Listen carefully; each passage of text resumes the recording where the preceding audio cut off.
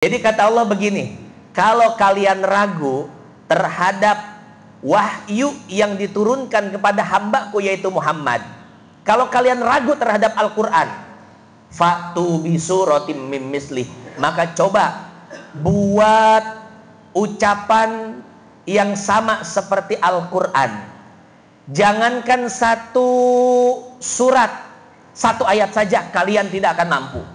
Wad'u syuhada'akum min dunillahi in kuntum shadiqin. Panggil seluruh kawan-kawan kalian, ahli sastra, ahli bahasa satu dunia, kumpulkan, buatlah ayat seperti ayat Al-Quran. Jangan satu surat, cukup satu ayat, kalian tidak akan bisa menandinginya.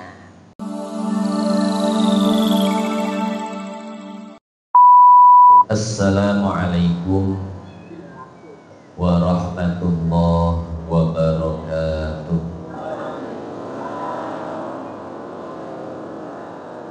Pada kesempatan kali ini saya akan menjelaskan surat Al-Ahzab ayat 40. Surat Al-Ahzab surat keberapa Bapak Ibu? Itu ayatnya ayat 40. Ini nomor suratnya. Surat keberapa? Surat ke-33. Kalau Yasin surat keberapa? 36. Nah ini 3 surat sebelum surat Yasin. Surat Al-Ahzab, surat ke-33. Ayatnya ayat 40. Yang sedang bawa Quran bisa buka Qurannya atau bisa buka aplikasi Quran di HP. Al-Ahzab ayat 40. Allah Subhanahu wa taala berfirman, "Ma kana Muhammadun aba ahadim mir rijalikum walakin Rasulullah wa khataman nabiyyin. Wa kana Allahu bikulli syai'in alima." Muhammad bukanlah ayah salah satu di antara kalian. Kenapa Allah mengatakan demikian? Karena dulu ada sahabat yang bernama Zaid. Zaid ini anak dari Harisah. Nama bapak biologisnya Harisah. Tapi kemudian Zaid ini diadopsi oleh Rasul jadi anak angkat. Kemudian Zaid menisbatkan namanya kepada Rasul, Zaid bin Muhammad. Padahal nama bapak aslinya siapa? Harisah. Maka ditegurlah Zaid dan Nabi Muhammad lewat ayat ini. Maka na Muhammadun aba ahadim mir rijalikum. Muhammad itu bukan ayah salah satu laki-laki di antara kalian. Rasul anaknya perempuan semua. Ada 3 anak laki-laki tapi sudah wafat. Rasul bukanlah ayah salah satu di antara kalian. Muhammad bukanlah bapak salah satu di antara kalian. Walakin Rasulullah, akan tetapi dia adalah utusan Allah. Wa khataman nabiyyin, dan penutup para nabi. Wa kana Allahu bikulli syai'in alima. Allah Subhanahu wa taala mengetahui segala sesuatu. Hadirin hadirat jamaah yang dimuliakan Allah, inilah salah satu akidah Islam yang prinsip, yang tidak bisa diganggu gugat, yang tidak boleh ada perbedaan. Apa? Yaitu la nabiyya wa la rasula ba'da. Tidak ada nabi dan tidak ada rasul setelah diutusnya baginda Nabi besar Muhammad sallallahu alaihi wasallam. Seluruh kaum muslimin sepakat bahwasanya Nabi Muhammad adalah nabi terakhir dan rasul terakhir. Tidak boleh ada perbedaan pendapat tentang ini. Kalau masalah kunut boleh beda pendapat. Ada yang kunut subuh, ada yang tidak. Masalah maulid boleh beda pendapat. Ada yang maulidan, ada yang tidak. Masalah posisi tangan ketika sholat boleh beda pendapat. Ada yang di dada, di bawah dada, di bawah pusar, bahkan tidak sedekap sama sekali. Tapi permasalahan ini masalah akidah, masalah prinsip usuluddin. Ini tidak boleh berbeda sama sekali. Ya. Dan pada kenyataannya seluruh aliran Islam memang tidak ada yang berbeda. Baik Ahlus Sunnahnya, Mu'tazilahnya, Jabariyahnya, dan seluruh aliran Islam sepakat tentang akidah ini. Makanya ini disebut dengan aqidatul Islam, akidahnya orang Islam. Seluruh aliran-aliran dalam Islam dan seluruh organisasi Islam sepakat. NU-nya, Muhammadiyahnya, Al-Irsyadnya, HTI-nya, dan lain sebagainya sepakat. Bahkan ISIS sepakat. Tidak ada nabi dan tidak ada rasul selepas baginda Nabi besar Muhammad. Kalau ada orang yang meyakini ada nabi setelah Nabi Muhammad, ada rasul setelah Nabi Muhammad, faqad kharaja anil millah, maka dia telah murtad, keluar dari agama Islam. Ya. Hadirin jamaah yang dimuliakan Allah.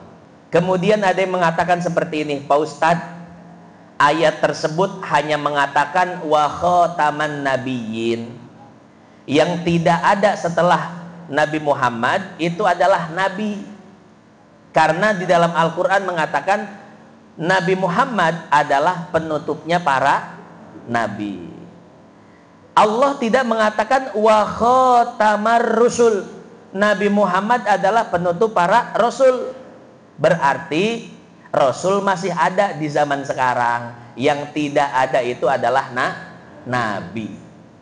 Bapak Ibu pernah dengar tidak pernyataan seperti ini? Jadi ada yang bilang kalau nabi memang sudah tidak ada, tapi kalau rasul masih ada.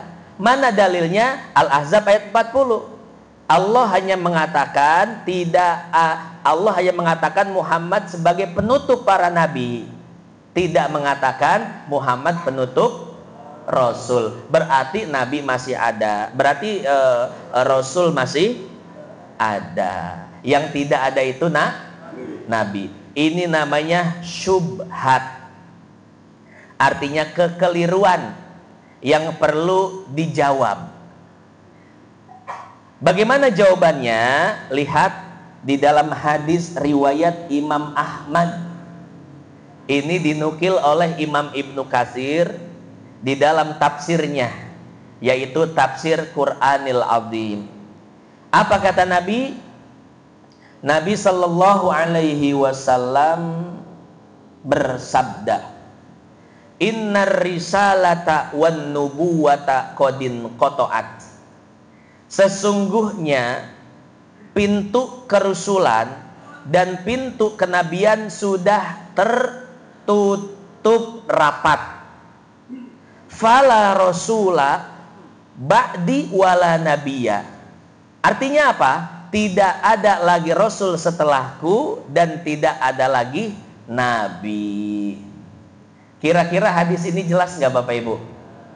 Jelas ya.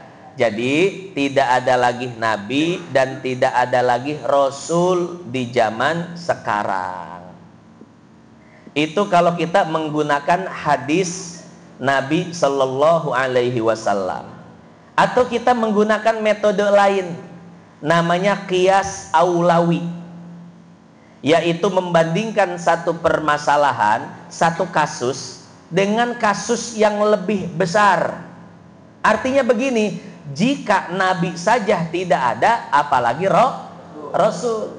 Kenapa? Karena rasul pangkatnya lebih tinggi dari nabi. Lihat hadis riwayat Imam Ahmad.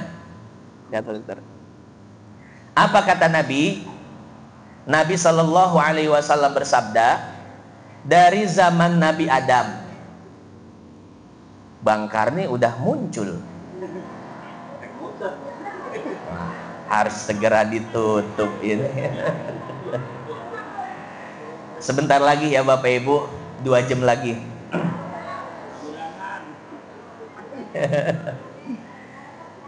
Nabi Shallallahu Alaihi Wasallam bersabda, dari zaman Nabi Adam sampai zamanku ada 124.000 nabi yang diutus. Dari 124.000 nabi ada 315 yang diangkat menjadi rasul. Berarti nabi dan rasul pangkatnya tinggian siapa? Tinggian rasul. Karena kata Nabi, dari 124.000 nabi ada 315 yang diangkat menjadi rasul. Ya. Nah, maka dengan menggunakan metodologi qiyas aulawi, membandingkan satu kasus dengan kasus yang lebih berat, hasilnya adalah jika nabi saja tidak ada, apalagi rasul. Biar lebih jelas saya contohkan pada surat Al-Isra ayat 23 yang berbunyi fala taqul lahuma uff. Artinya apa Bapak Ibu? Jangan berkata kepada kedua orang tua. Jadi di dalam ayat itu Allah melarang seorang anak untuk mengatakan kepada kedua orang tuanya. Pertanyaannya begini, lalu bagaimana kalau anak memukul orang tua? Kira-kira boleh nggak mukul orang tua Bapak Ibu? Mana dalilnya? Ada nggak ayat Quran yang mengatakan jangan memukul orang tua? Nggak ada. Ada nggak hadis yang mengatakan jangan memukul orang tua? Nggak ada. Berarti memukul orang tua hukumnya sesat nih Ustadz ya. Nah, mana dalil keharaman memukul orang tua? Ya tadi dalilnya sama, Al-Isra ayat 23 fala taqul lahuma uffin. Itu dalilnya. Yang menjadi permasalahan adalah bagaimana cara menggali dalilnya. Nah, pakai metodologi tadi, qiyas aulawi. Jika mengatakan saja tidak boleh, apalagi memukul. Karena memukul lebih fatal daripada mengucapkan lebih menyakitkan. Betul nggak? Betul ya. Sampai sini paham? Metodologi atau pendekatan qiyas aulawi, membandingkan satu kasus dengan kasus yang lebih berat, yang lebih fatal. Nah, sama dalam masalah kenabian. Jika Al-Ahzab ayat 40 mengatakan Nabi sudah tidak ada, maka kita katakan jika Nabi saja tidak ada, apalagi Rasul. Kan begitu ya. Nah, jadi sebetulnya untuk mengatakan tidak ada lagi Rasul setelah Nabi Muhammad gampang. Bisa dengan pakai hadis yang tadi riwayat Imam Ahmad, bisa dengan menggunakan metode qiyas aulawi. Sampai sini paham Bapak Ibu? Berarti kalau ada orang yang ngaku nabi dan ngaku rasul di zaman kita sekarang, berarti orang tersebut apa? Pertama, orang tersebut pembohong, pendusta. Yang kedua, orang tersebut sudah dianggap kharaja anil millah, murtad. Apa konsekuensi murtad? Seluruh amal ibadahnya tidak diterima oleh Allah. Sholatnya serajin apapun tidak diterima. Sedekahnya sebanyak apapun tidak diterima. Dia sudah banyak jasanya dalam Islam, bangun masjid, bangun ini, bangun itu, maka seluruh pahalanya akan dianggap seperti debu yang berterbangan. Kira-kira debu yang berterbangan ada harganya nggak Bapak Ibu? Tidak ada harganya di hadapan Allah. Kenapa? Karena masalah prinsipnya itu tidak mencukupi syarat. Keyakinannya, akidahnya melenceng.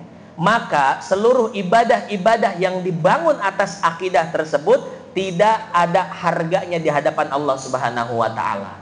Makanya jangan sampai melenceng akidah kita, Bapak Ibu, ya. Nah, itulah akidah Islam, bahwa la nabiyya wala rasula ba'dah. Tidak ada nabi, tidak ada rasul selepas baginda Nabi besar Muhammad sallallahu alaihi wasallam.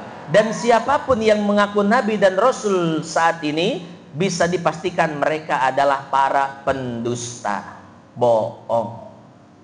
Lihat hadis riwayat Imam Bukhari dan Imam Muslim. Kata Nabi, la taqumus sa'atu hatta yub'atsa dajjaluna kadzabuna qaribun min salasin kulluhum yadda'i annahu Rasulullah sallallahu alaihi wasallam. Tidak akan terjadi kiamat melainkan ada 30 orang yang mengaku sebagai Rasulullah. Jadi memang tanda-tanda akhir zaman, kata Nabi, ada 30 kalau dihitung ya. Ada 30 orang yang akan mengaku sebagai Nabi dan mengaku sebagai Rasul. Tapi ternyata 30 orang ini dajjalun kadzabun. Mereka semua pembohong. Ya. Coba kita lihat. Di zaman Nabi Shallallahu Alaihi Wasallam ada orang yang mengaku Nabi, namanya Musailamah. Siapa Bu? Emang ada ibu yang namanya Musailamah? Ada. Musailamah ini julukannya Al-Kadzab, tukang bohong. Ya. Salah satu kebohongannya, dia mengaku sebagai Nabi, mengaku sebagai utusan Allah, ya. Dan dia mengaku mendapatkan wahyu. Apa bunyi wahyunya? Al-fil, mal-fil, wa ma adraka mal-fil, al-filu lahu khurtumun tawil. Itu wahyu yang didapatkan oleh Musailamah, katanya, ya. Padahal dia al-kadzab, seorang pembohong. Setelah ucapannya yang didakwa sebagai wahyu itu dibaca oleh para ahli sastra sepakat dan mereka mengatakan ini buatan Musailamah.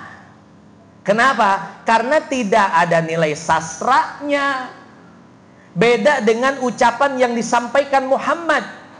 Ucapan yang disampaikan Muhammad bernilai sastra yang sangat tinggi. Tidak ada satupun ahli sastra yang mampu menandingi sastra yang diucapkan oleh Muhammad. Bahkan sastra yang diucapkan Muhammad itu di luar batas kemampuan manusia. Sehingga ketika ahli sastra membaca ayat yang diucapkan Muhammad, mereka mengatakan ini bukan buatan Muhammad. Mustahil manusia membuat ucapan seperti ini. Maka para ahli sastra pun sepakat ini adalah kalamullah, ucapan atau firman dari Allah Subhanahu wa taala. Di dalam surat Al-Baqarah kalau tidak salah ayat 23 ya. Kata Allah, wa ikuntum fi raibim mimma nazzalna ala abdina fa'tu bisuratim mim mislih. Jadi kata Allah begini, kalau kalian ragu terhadap wahyu yang diturunkan kepada hambaku yaitu Muhammad, kalau kalian ragu terhadap Al-Quran, fa'tu bisuratim mim mislih, maka coba buat ucapan yang sama seperti Al-Quran. Jangankan satu surat, satu ayat saja kalian tidak akan mampu. Wad'u syuhada'akum midunillahi in kuntum shodiqin. Panggil seluruh kawan-kawan kalian, ahli sastra, ahli bahasa satu dunia, kumpulkan, buatlah ayat seperti ayat Al-Quran. Jangan satu surat, cukup satu ayat. Kalian tidak akan bisa menandinginya. Itu tantangan dari Allah sudah 1400 tahun yang lalu.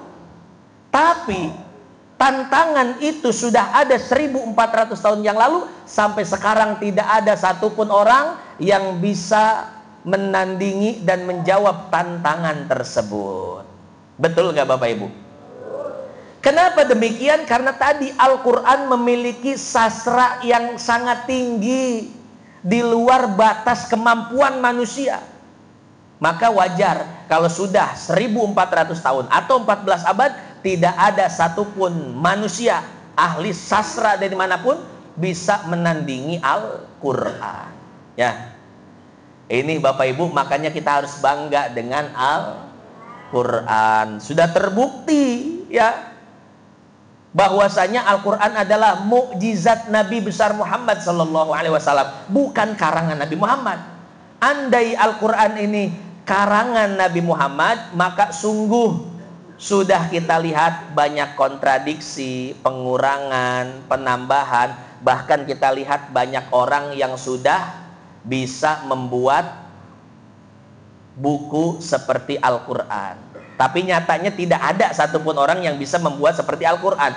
Jangankan satu Al-Quran, satu surat tidak bisa. Jangankan satu surat, satu ayat pun tidak mampu.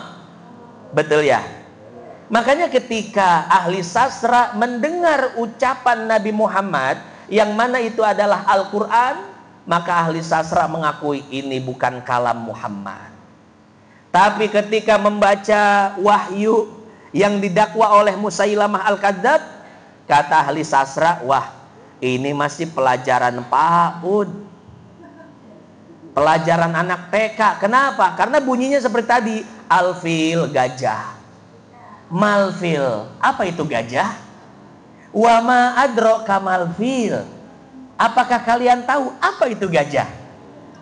Alfilu lahu khurtumun tawil, gajah adalah yang belalainya panjang.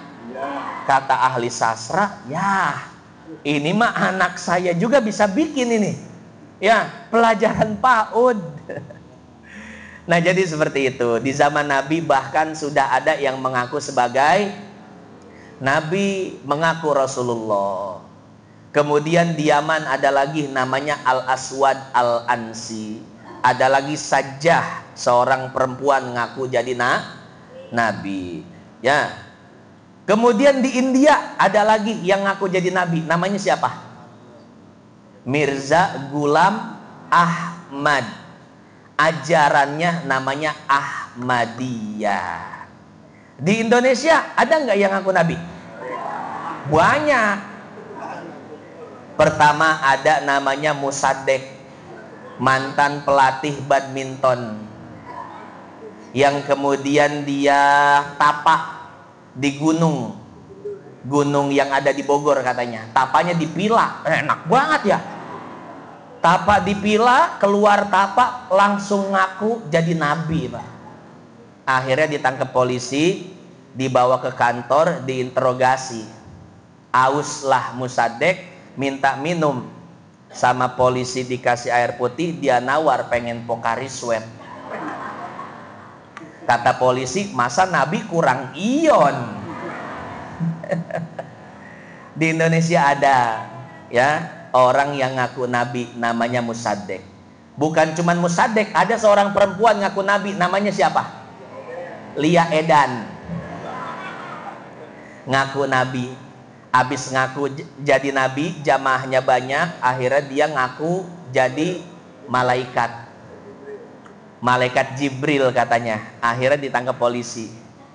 Hebat pokoknya polisi Indonesia bisa nangkep malaikat. Kemudian ada lagi Tukimin ya Bu ya. Orang mana? Orang Cirebon. Ajarannya Jasun, Jawa Sunda. Padahal Jawa Sunda singkatannya bukan Jasun, tapi janda. Ya. Janda Jawa Sunda. Betul ya? Makanya ada sop janda. Kenapa sop janda? Ya itu buat iming-imingan bapak-bapak aja. Biar bapak-bapak pada mampir. Padahal janda itu singkatan Jawa Sunda. Yang punya itu sop janda ya blasteran Jawa Sunda, Pak. Mas disebut sop janda ya. Biar mancing bapak-bapak aja itu, Bu, ya. Ya tuh Kimin. Orang Cirebon ngaku nabi. Ya bukannya apa-apa sih ya. Kalau nabinya tuh Kimin ribet solawatannya. Allahumma sholli ala Tukim. Allahu Akbar. Ya Allah, kalau mau ngaku jadi nabi, ganti ke namanya apa yang bagusan dikit ya? Apa kayak gitu?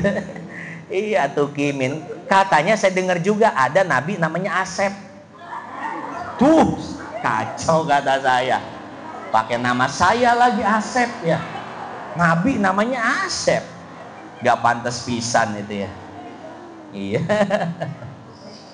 Bapak Ibu yang dimuliakan Allah, insya Allah sampai sini paham ya. Bahwasanya akidah kita la nabiyya wala rasula ba'da Muhammadin sallallahu alaihi wasallam. Rasulullah adalah nabi terakhir. Sehingga tidak ada lagi nabi dan tidak ada lagi Rasul selepas baginda Nabi Muhammad. Konsekuensinya kalau ada orang yang ngaku Nabi, ngaku Rasul, maka dapat dipastikan bahwasanya mereka adalah para pendusta, ad-dajjalun al-kadzabun.